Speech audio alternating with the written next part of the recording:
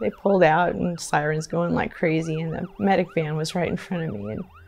And I don't know what made me do it, but I stepped to the side, and there was like 3 feet between the wall and the van. And as I looked out this way to get a glimpse of him as he drove past, I went like that. I don't know why, but he did the same thing as he went by. And it was like a second, but it felt like a lot longer than that to see him connect, you know, that he wanted to see us as he went past. Anyway, that was like 3 days, I think, before he passed away. He led his crew by example.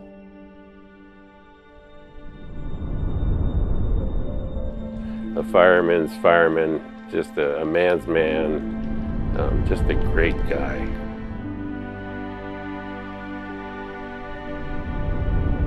Tom was one of those, in my opinion, a rare individual. He's probably in the top 5% of captains.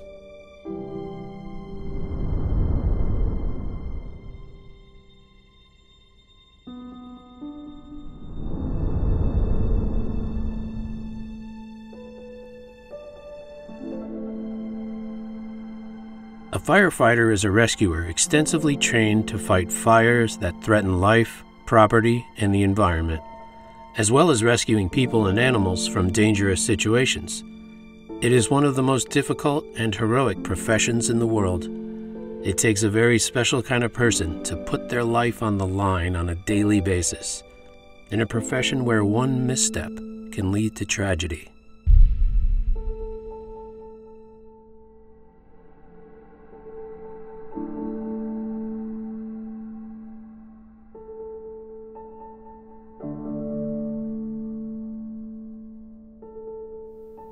I was really tired from working, and I had been doing laundry, and we had dinner and all, and I think I fell asleep on the couch for a little while, and I woke up about 9 o'clock, and the TV was on, and I looked at it, and they were talking about an Orange County Fire Authority captain, and they showed him being loaded onto the helicopter.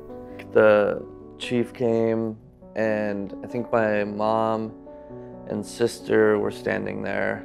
It was the day before my sister's 18th birthday, which was just terrible timing. Something that has to follow her around for the rest of her life, you know. He left that morning, and I remember hearing him leave, and my mom would always joke that he would forget something, so he'd always have to come back in. And I remember standing in the bathroom and thinking that I needed to hug him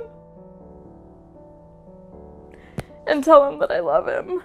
And it was like almost an overwhelming feeling. And I didn't. I told myself I was being silly. And then I would see him later. Born Thomas Oscar Wall on August 15, 1954 in Oceanside, California. At the age of 15, he met the love of his life, Christine Whitley from nearby Tustin High. Chris said she chose Tom because he was such a patient guy. He was very gentle and was always concerned about what she thought. He made her feel secure. On June 8, 1974, they were married. Tom's family went to the same church that I did, and I kind of watched Tom grow up, and so that's where I remember Tom. And Chris and Tom became interested at that time in each other and were dating. And I can't remember exactly when they came to me and wanted to, or came to just, you know, my wife and I, and asked about marrying my daughter, and we, you know, gave our permission and blessed them, you know, going to take my daughter for his bride, and they had three children during the time that they were together.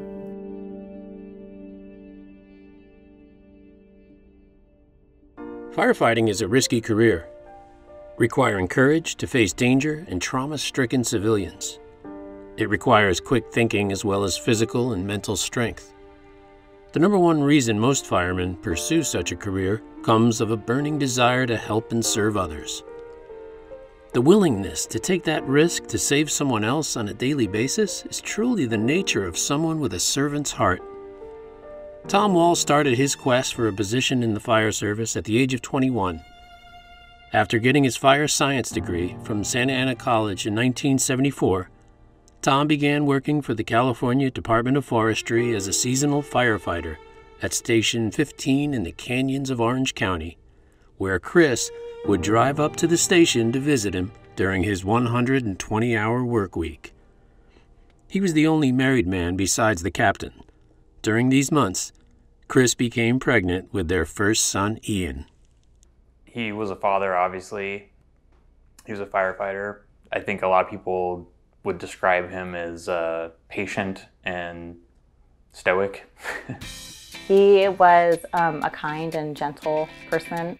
He was someone who looked the part of an individual who could, just command a presence in the room because of his size and because of the way he talked with people.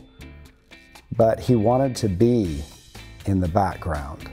It was, I guess, those humble qualities that made people just gravitate toward him. He would comment when we'd see a fire on the news, and if there were firemen hurt, he would tell me, I would never send, as a captain, I would never send my crew into that building when it looked that way. They were more important than the building or someone else's property. I just remember how he talked to people. It wasn't so much that it was something that was, a signature thing that he did that I remember. The way he talked with people made them feel important, made them feel cared for, made them feel like that they were worthy. And with the number of people here that were in some ways hurt or broken or in needing of repair and of just, being restored in their spirit, that was Tom's greatest service to people. He made them feel like that they were something. And it was a beautiful thing. More than half of firefighters in the U.S. are married, and finding a balance between their long work hours and their time with their families is not an easy task. But being the child of a firefighter does have its benefits. I remember a few times he would drive the fire truck to our house. The whole neighborhood would come out and climb all over the truck and stuff like that. So it was like my dad drove a jungle gym, all the kids would come out and check it out and whatever. And I remember feeling proud, hey, my dad drives this truck, you know what I mean? Pretty cool. I think my favorite part was probably getting up and pretending to be the engineer because I liked the horn. And so I would get up there and pretend I was driving. I just remember them being fun, a fun time, a happy time. We always liked trying on their uniform because it's always a lot heavier than you think it is. And when you're 5, it's you fall over in it, So I don't know, you're just always happy to see them because it's you get this time where they're away. And then when they come home, you're yay! You get really excited. A firefighter's job is one of the toughest and most hazardous occupations there is. However, curiously, thousands of brave men and women line up every year for the chance to feel what it's like to jump into an inferno with only their courage and training. So what kind of person does it take to be a firefighter?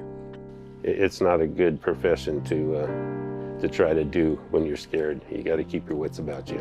I knew he had a dangerous job, but he also didn't always, it wasn't until he didn't really talk about it, especially when we were young. He didn't really talk about the dangers of it necessarily, or that he was ever in imminent danger. It was always he's helping people. He was surrounded by people who all wanted to be safe also. That was their job, to make sure others were safe, and they did a lot of training, and he was doing good work. I didn't worry about him. I just knew he was doing his job and he was well trained. You know, as dangerous as the job seems to us, when you're trained like that and you have the equipment that we have, it mitigates the risks a lot, and it doesn't seem quite as scary. And the last time I went to the station, I took my youngest son Joel, and he was 15, and there was another young man at church, Tim Kercheval, who was about 16, I think. But Tim had not gone to the station with us, so we went over there, and you know, it's kind of fun that your dad's a fireman and walking around in there. Yeah, I just remember it being fun, and like it was cool to like see my dad with other firefighters. You know, we got to know some of them pretty well and kind of became like family friends. Kind of sum him up, he's probably in the top 5% of captains, maybe even a little higher. In 1980, Tom was promoted to engineer, serving at stations 36 and 7, as well as the hazmat unit at Station 4. I was a new firefighter. I was trying to establish my career and what career path I wanted to take. I wanted to go to medic school. That's why I transferred in with Tom. And he helped me get through that process. Even when we were busy, we were running 30, 35 calls a day at the time. And he always helped me, even when we made mistakes as a rookie. Tom never seemed to forget anything. You would come on the next morning and he'd have a whole list of things on how his shift went for you and problems that we may encounter the next day. And just trying to avert problems for everybody, which was really good. He didn't always work at the same station. He would like move around. It was cool to see the different firehouses. Orange County has one of the most rigorous and diverse training programs in the country. We're fortunate enough to work for one of the best departments in the country and in the world, probably. They got a call, and we were ready to leave anyway, but I had asked, you know, the alarm and everything's going off, and so Tom's like, I gotta go, gives us a kiss goodbye, and I said, should we sneak out the front, or go? He said, just go through the station house, that'll be fine. And he went over to get into the captain's seat, and it was like, look at that, my husband's a fireman. You know, sometimes it hits you that you know they are, but like, that's really cool. Yeah. Just a minute. Of course, not every call is life-threatening. Firefighter humor is in a class of its own. Nothing bonds two people quite like laughter, especially in extreme, otherwise grim circumstances. We remember the people who make us smile. Firefighters, most of the really good ones anyway, always have a good sense of humor. Tom was no different. He had a remarkable laugh. You can hear his laugh from a mile away. He just cared about people, made friends easily. Everyone loved the guy. Funny, dedicated to the job, and more so dedicated to his family. It took a lot to make him laugh. I would say that he was kind, and he always liked a good joke. Had a very dry sense of humor, always whispered when he was telling a joke. You walk into the room, everybody turned around, start laughing. Hey, Tom, how you been? While a firefighter is depended on to be the first responder to an emergency, roughly 16% of firemen in the United States have to moonlight with a second job in order to make ends meet. He had like a second job. He was a firefighter, but then he was also a carpenter. So he did like kitchens, redid kitchens, and cabinetry and stuff like that. And so he always wanted it to look perfect, you know? So he just really had like an eye for that kind of thing, and he liked doing things well. Tom was a hard worker, and not only was he working at the fire department at the time, but I remember he was working off duty, refinishing cabinets. He would come in every day and he had stain all over his hands, and he'd worked all day the day before. You never had you could always count on Tom. The engine was always ready. If we ever had a call, he was the first to jump in. Tom was a hard worker, and he was dedicated to what he did. As a firefighter, we're there a third of our lives. So a lot of times we spend more time, you know, at the fire station than you do at home sometimes. And when you go home, you're tired and you want to get a meal and get some sleep, you know. especially if we've had a particularly rough shift and we've been up for 24 hours or something. You want to go home and sleep. So he did work hazmat for a while, and I remember him coming home, and I think there was, I don't know if it was a bomb or it like looked like a bomb, but they had to like suit up and go in. I forget, I think it was like at UCI. And so I remember him saying that it was like very stressful because he only did that for like a little while. In 1994, he earned his position as Captain Wall on engines 17, 38, and finally engine 21. During Tom's ever-changing career as a firefighter, he achieved advancements and kept his skill levels up to date. Eventually, he became an instructor for Academy 17. He always seemed to shine when he was doing his job better than the other guys. Not trying to outdo everybody or any particular person, just giving everything he had to get it right. A lot of guys, being a fireman is a job. Wasn't a job for Tom. We're inside Kim's house, and then there's a neighbor ran over to Kim's and said that their backyard was on fire. We went out the front. Tom was in his shorts and t-shirt and flip-flops and saw the fire in the neighbor's backyard. Ran over, jumped over the fence. I went with him. We grabbed a couple of garden hoses, and he was directing me. I never put out fire before. I had no idea what I was doing, and he directed me to where to put the water, and we knocked down the fire. And by the time the fire department got there, the fire was out, and Tom was out there with the water hose, his flip-flops and shorts, putting out the fire. Most of the fires you have in a fire station, you get called out on, are not really big. They're handled usually by one engine. Not the major fires that you see on TV, although they happen all the time. They were at a brush fire. For whatever reason, my dad left his turncoat in the truck, in the fire engine. And I think they were just surveying stuff at the time. They were trying to figure out like where they were gonna park and actually start fighting this brush fire. The wind had changed really drastically, and the fire was then like getting blown against the side of this hill, but it was basically gonna start a burn behind the fire engine. And so they needed to move the truck like real quick. And it wasn't my dad, it was another firefighter had jumped into the cab and hit the air brake, but there's all this fire and wind nearby, and the air brakes like sucked up fire into the cab of the truck. Basically, there was a big fireball inside the cab. One of the reasons that firefighter didn't get really burned was because he reached over just instinctually and grabbed my dad's turncoat and threw it over his head. That basically saved him. They've joked about it all the time, like at the firehouse and stuff like that, just ripping each other like they do. He was very well versed in what he was doing. He'd been doing it a long time. No, he was doing what he loved, so I let him do it. And I wanted him to have peace of mind that I wasn't worrying about him.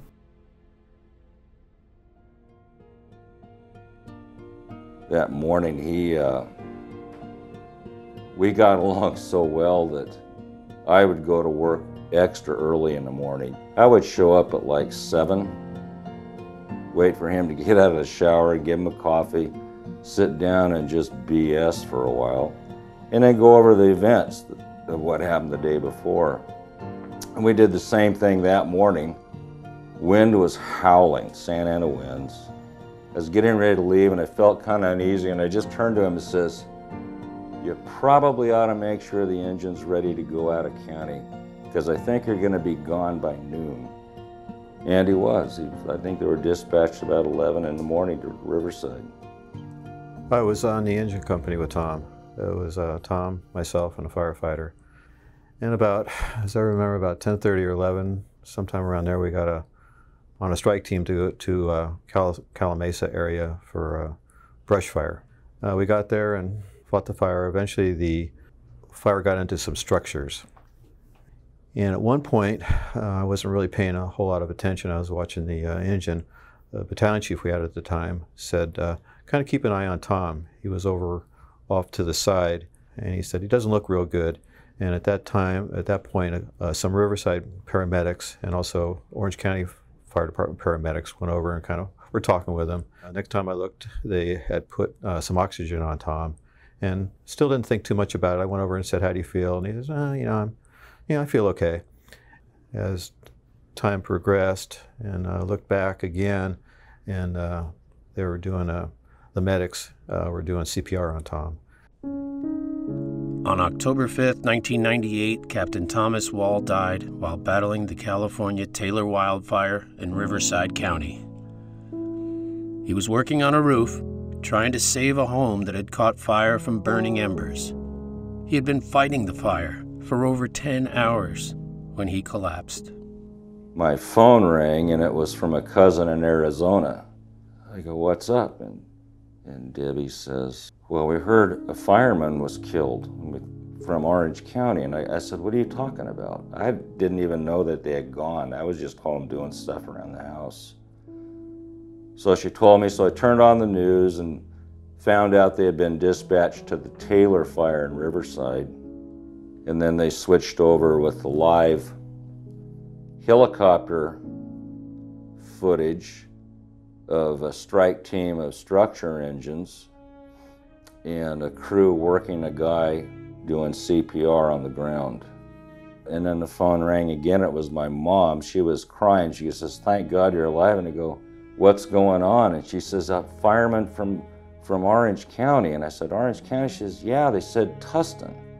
Well, the department wasn't releasing the name. They weren't notifying anybody. So I immediately jumped in my car and drove back to the fire station.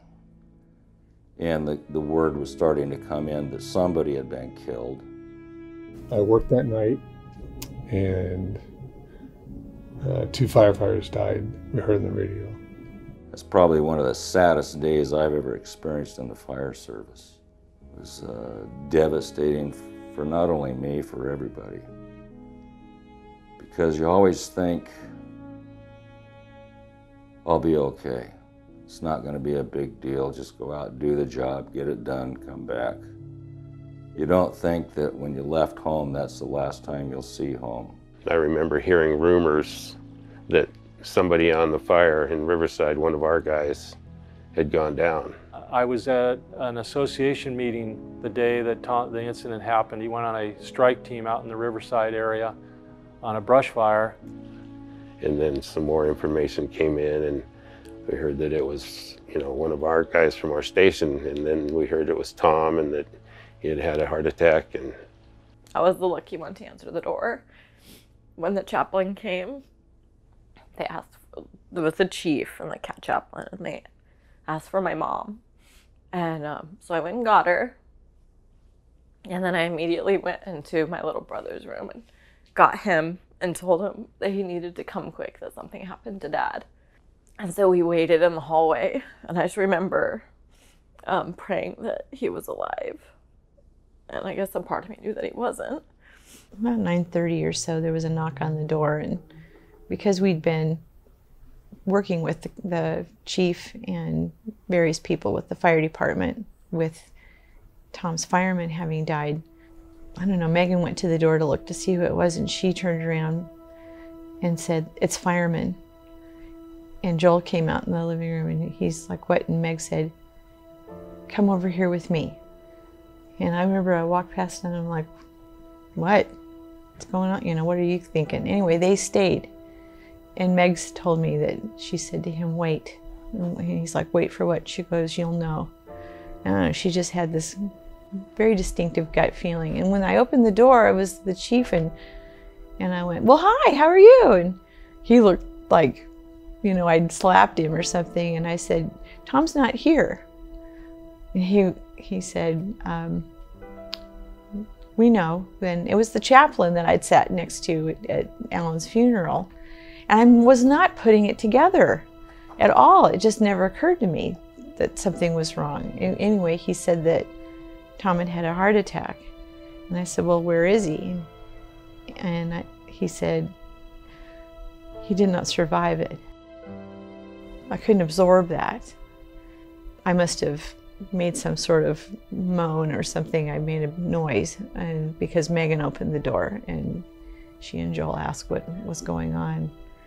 And I told them that their dad had died, and it's just not something you ever think you're ever going to say out loud. As soon as my mom started crying, we opened the door and she told us. Just all of a sudden, like, all of our family was like at our house, like, pretty immediately. And a lot of people from the church that we were going to at the time. Just remember it being like this whirlwind, you know? I was at home. I remember getting a phone call from a number I didn't recognize. I was like, well, why? I couldn't understand why he would be calling me, because it never happened. Like, never got calls from other firefighters to me directly. He called me and was like, you know, this is, I work with your dad. And I was like, didn't believe him. And I think I hung up on him. I was like, this guy's like trying to, this is a scam phone call or whatever, hung up. And he called me right back. So he like gave me all the information. I was like, okay, this guy's probably who he says he is. He's like, I need your address because I need to come pick you up. And I was like, okay. So he shows up, he comes inside. He's like, your dad's in the hospital. I need to take you to your house. Chuck told me this, the battalion chief. He said that he was really proud of Ian, how he reacted. And that when he said he needed to come with him, and he was like, well, who are you and why do I need to go with you? And he didn't want to be the one to tell him, or rather he just wanted to get him to us. And they brought him back to the house. And he was very grown up. He was like the man of the house, you know. At that point, he wanted to take care of us. He's a sweet man, my Ian. I was sitting out here the morning that he died, had no clue about that being the end of the day. But I was looking at the patio cover thinking that I was in pretty bad shape, had some termite issues, and I was looking at it thinking about taking it down. And of course Tom was on my mind because he helped me put it up. While I was sitting here looking off in that direction, I saw some smoke, which reminded me of Tom too, because of course he was a fireman. That evening I was at work and my son called me, Darren called me, and he didn't know how to tell me any other way. He just told me that Tom died.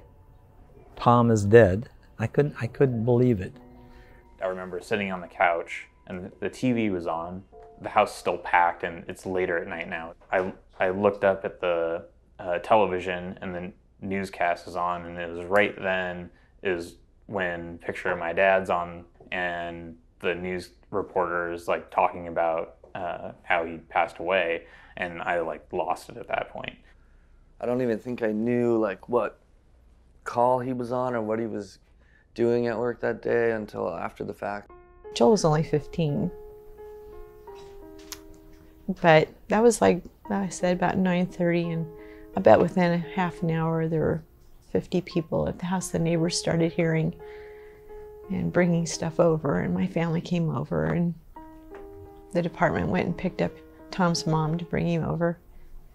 And there were people there all night taking care of us. It was just a horrible loss. Just a huge hole there that you couldn't fill. All of a sudden, it was like, bam, this like huge life change, you know? It's like having the floor pulled out from underneath you. He probably felt like he was just getting to know his dad. And then Megan was her birthday when all of the hoopla started. When she got married, you know, because honestly, that was my first thought, was who's going to walk her down the aisle? And so her brothers did. From the moment Megan was born, Tom looked forward to the day he would walk her down the aisle and give her away so she might experience the fulfillment that he and Chris had found. Unfortunately, he would not be there to see that day come to fruition. I took it pretty hard. I kind of stayed away from a few people for a while. Thank God my wife was around because she understood what was going on inside, and I think everybody in the station was having the same problem with it. this could happen to any of us.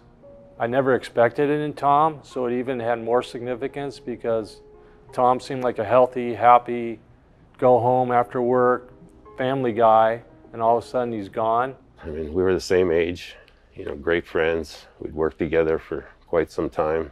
Every year we see reports of firemen dying, and it's kind of sanitized because we don't know them. They're from this agency or that agency, or they're in Wyoming or Northern California. And then it hits you like a fist in the face. It's your friend that was killed. But for the grace of God, you could have been the one. But the fire happened when he was on it. No one would have expected what happened that day. I think it brought a lot of us closer together. I think for me, that's what got me through it, is the fact that it's not chaos. My belief is there's a reason everything happens. When you die, you don't cease to exist. You continue. Yeah, it was a very sad day. Still is a sad day when I think about it. Just wish the guy was back. Wish I could snap my fingers or wake up and this whole thing was a nightmare. It's a huge loss. You know, to this day, I still think of him. Tom and I had a pact that was done years prior, that we had a captain, a really good guy that had some sage advice for us, for all firemen, is, hey, make sure you have a friend that you can count on should you pass away. Because the family, it'd be too much of an emotional event. And Tom and I talked about it. I'd be his, he'd be mine. Never brought it up prior to that event. It probably took place 7, 8 years prior to his death. On October 10th, 1998, 1,800 firefighters marched alongside his flag-draped coffin to pay homage to a fallen hero and comrade. Tell you right now that the day before, when Crystal and I were discussing it, I said to her, you know, there's going to be a lot of people there, and if I start getting choked up, because I was choked up, do something, make an ugly face or something, you know. So I got up there and I addressed everybody, and I started to talk, and I started choking up. And I just happened to look down the front row, and there was Chris, and she just looked at me and stuck her tongue out with a big smile. It's like, okay, we're okay, we can go with this, you know, and I got through it. I loved him as a friend, but also admired him as a family member because of his relationship with his wife and especially his children.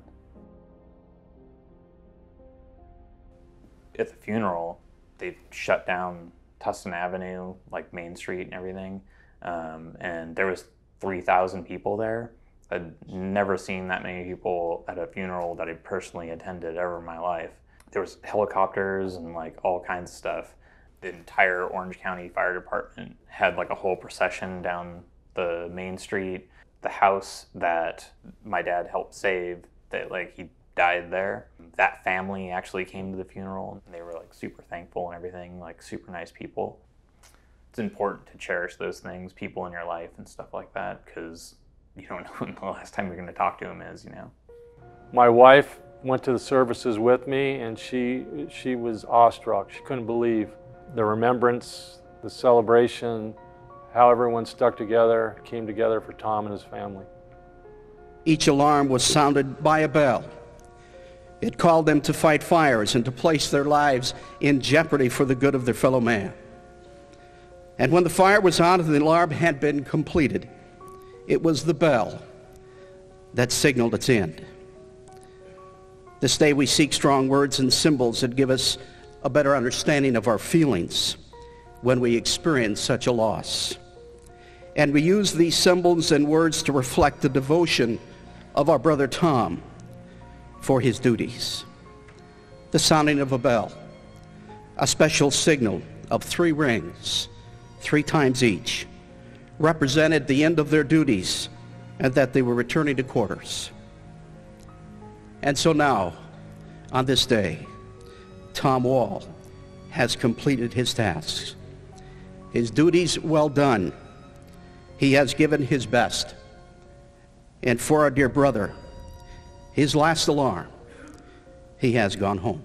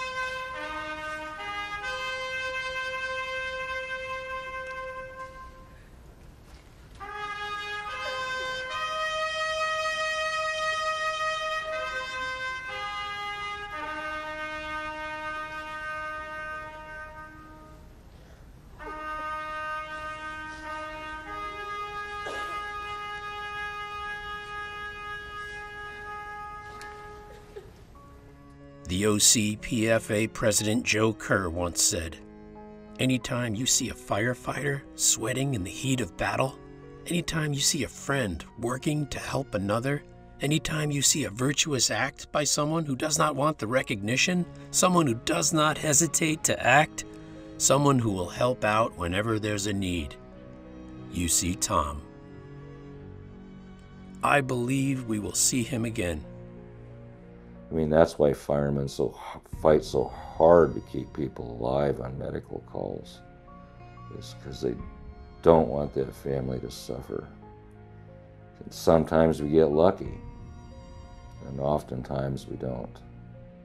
Yeah, I mean, and being 18, I always would laugh because I'm like, my teenage years were not the like carefree, you're gonna live forever, like the immortal, like you have this idea that like nothing bad's gonna happen to you when you're 18, 19, 20. That was not my reality, I guess. And my brother was young, so my brother's the youngest. And unfortunately, I think it like cut their relationship short. I remember everybody trying to keep us real busy, right? And some of the women from church wanted me to go with them to a craft fair. I think it was probably in Anaheim. It's kind of like not knowing what to do with your arms.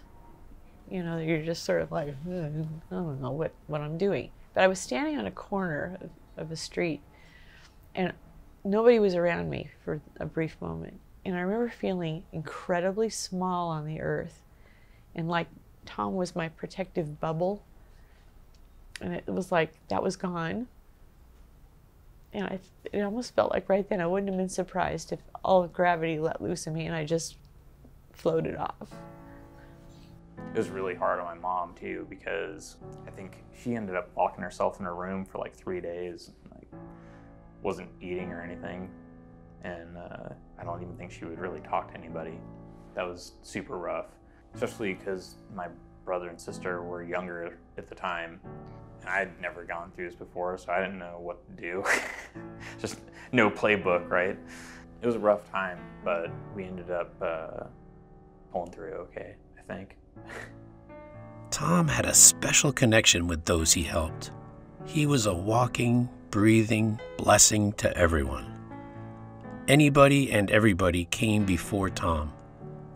He was also a rock for fellow firefighters as he guided them through loss and pain, walking with them as a friend throughout personal triumphs and defeats. An ironic example of this commitment was when Tom's own firefighter, Alan Donnellan, had just passed away, and Tom became deeply involved as the family's liaison and friend. Tom was there absorbing as much of the pain as possible from Alan's widow, Kara. Chris thought of Tom as a very humble man who did not take praise and appreciation easily. He didn't understand all the attention surrounding himself at Alan's funeral. After all, he was just doing what came naturally. We had lost his fireman, Alan Donlin, about a month earlier. Alan was a rookie for me, and when he finished his probation, he had to leave. He had to go to be assigned to a station after he was done with his training. And I wanted to keep him, but I couldn't. I didn't have the positions for him.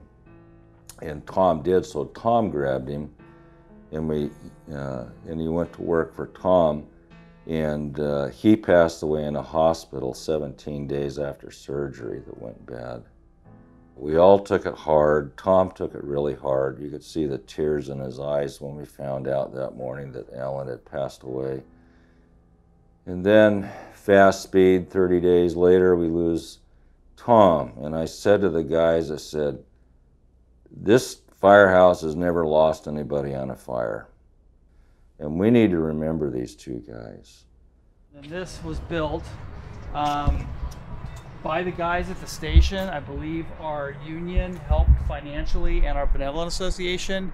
It was built on duty by the guys at the station, but specifically Joe Garcia. He's since retired, but he does all the masonry stuff. And so he built the whole thing. It's got lights that we have a switch. We can turn the lights on at night. It actually really looks nice. He left a big impact on the department. And, you know, I know that's why we have this, is so that we don't forget, that we remember the people and the families that are involved in our department and affect us, and leave those memories with us. I know I said to myself at his funeral, I was looking at the flag and just kind of chuckled and said, someday I'm coming up there, buddy, and I'm not going to be your rookie. Make sure the coffee's hot and make sure I have clean turnouts, and we'll be on the engine up there together. But I think all firemen think that, you know, that when we die, we're greeted by all our brothers up there as well as our family members. And then when my time comes, that Tom Wall will be standing up there with a big grin on his face and a cup of coffee ready for me.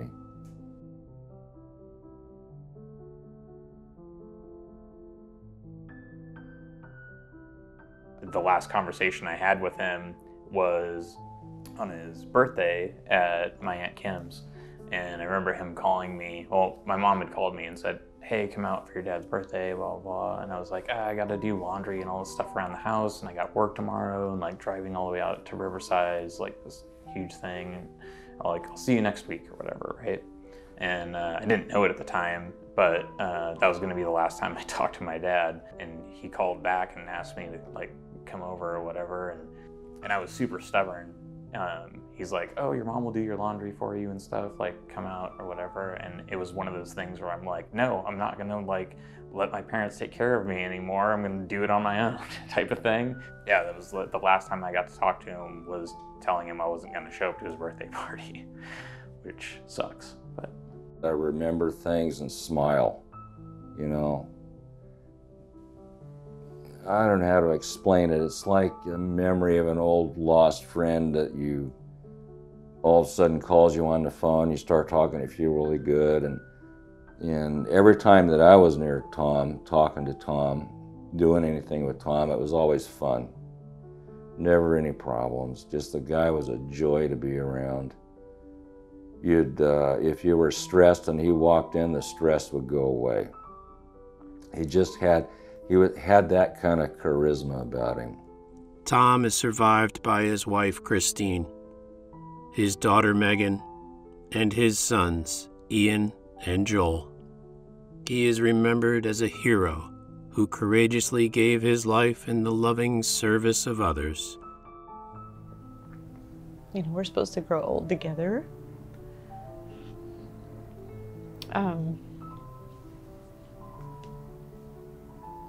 I visualized that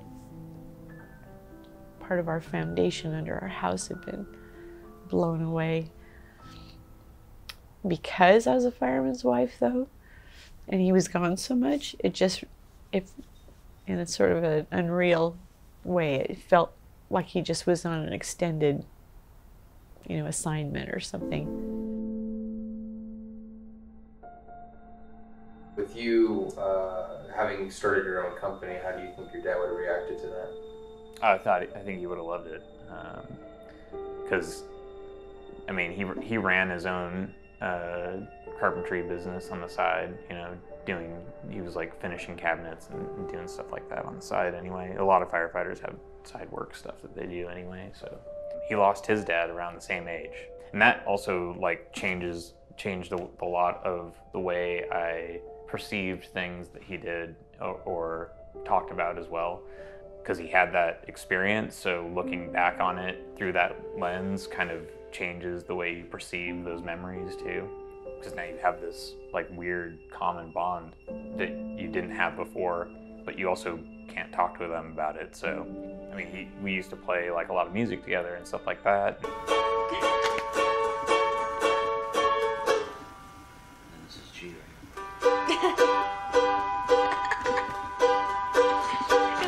My dad started playing guitar when he was like 35, like around my age now.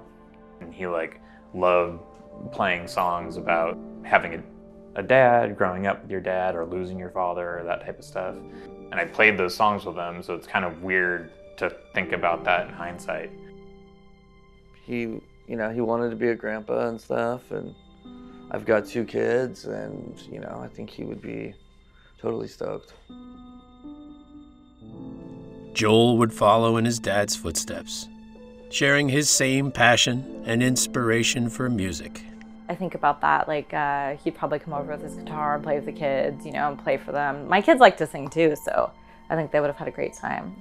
I think he would have just like really enjoyed just hanging out with them, I mean, I think he would just say like, try to enjoy life as much as you can. Find the good moments and the fun moments and cling on to those, I guess. I would think Tom's message to any of us would be focused around his family.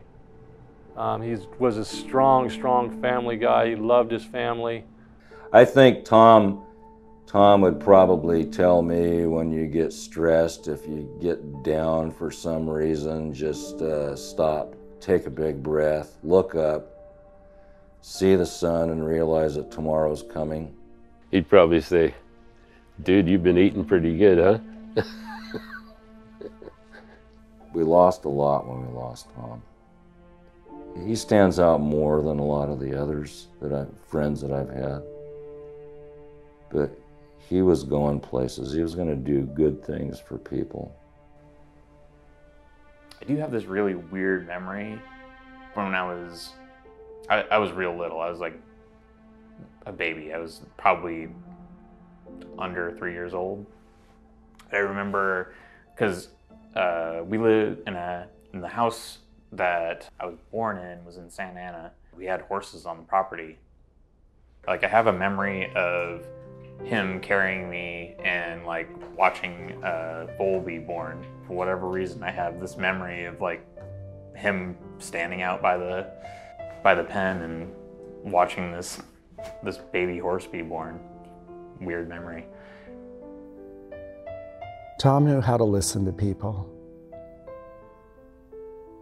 As I said before, he knew how to make people feel important.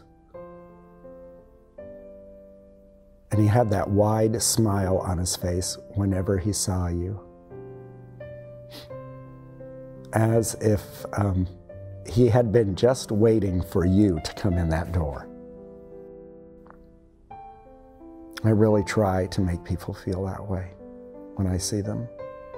I'm sure I fall short of Tom's excellence in that, but it's something I aspire to be like at all times. And so I have.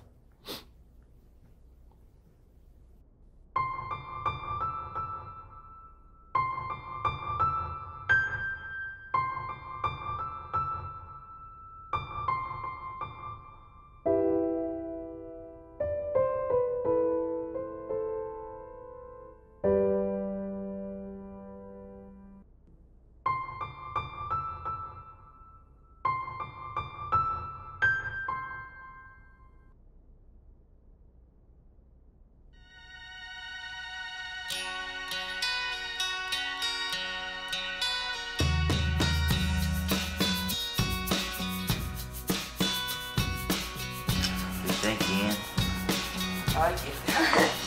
What about you, Meg?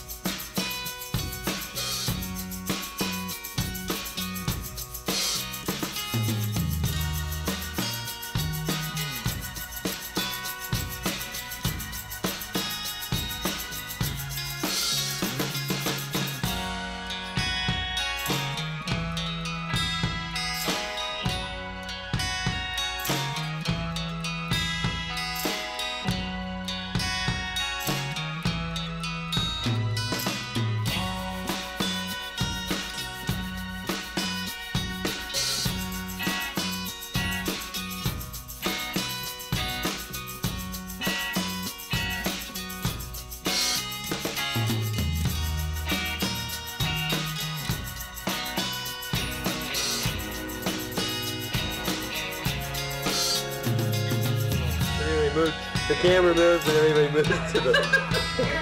That's one of the things that happen to the camera. You never stand still. Taking a little nap.